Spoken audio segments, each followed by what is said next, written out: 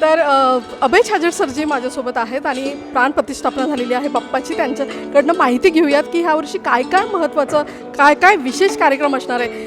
खरं तर 36वं वर्ष आहे पुणे फेस्टिवलचं. काय असणार आहे यावर्षी? सर्वात सुरुवातीला मी गणेशोत्सवाच्या सगळ्यांना शुभेच्छा देतो.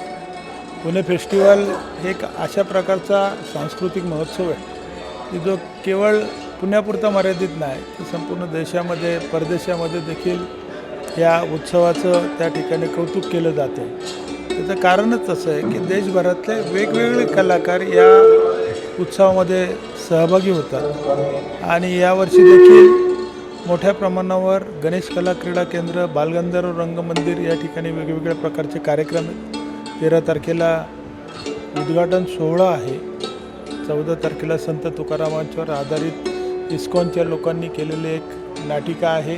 त्यानंतर मुशायरा आहे, ऑल इंडिया मुशायरा आहे, ज्याच्यामध्ये देशभरातले वेगवेगळे कवी, शायर, गझलकार हे सहभागी होत असतात.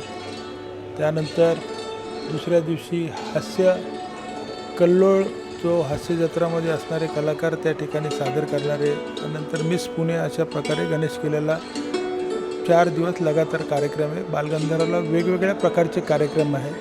त्याच्यामध्ये art, painting, miss Pune, Mrs Pune, लहान मुलांसाठी उगवते तारे, तरुणांसाठी वेगवेगळ्या प्रकारच्या लावणी, ह्या अशा वेगवेगळ्या कार्यक्रमांचं त्या ठिकाणी आयोजन केलेलं आहे. मला असं वाटतं रंगारंग कार्यक्रम दोन्ही ठिकाणी आहे आणि एक मेजवानी पुणेकरांना मिळणार. हे 36वं वर्ष आहे, याविषयी काय सांगाल? 36वं वर्ष एखादा उत्सव सुरू करणं किंवा एखादी गोष्ट सुरू करणं लई सोपं असतं, पण ती त्याचं सातत्य ठेवणं हे खूप अवघड असतं. आणि म्हणून खासदार सुरेश कलमाडींना मी त्याचं पूर्ण श्रेय देतो की त्यांनी सातत्यानं, म्हणजे आजही ते खूप मोठ्या प्रमाणात सहभागी होत नाहीत, परंतु आजही हा उत्सव चालू राहिला पाहिजे म्हणून 4 महिन्यापासून सातत्यानं त्यांची धडपड असते.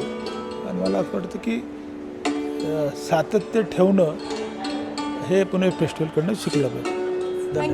थँक्यू.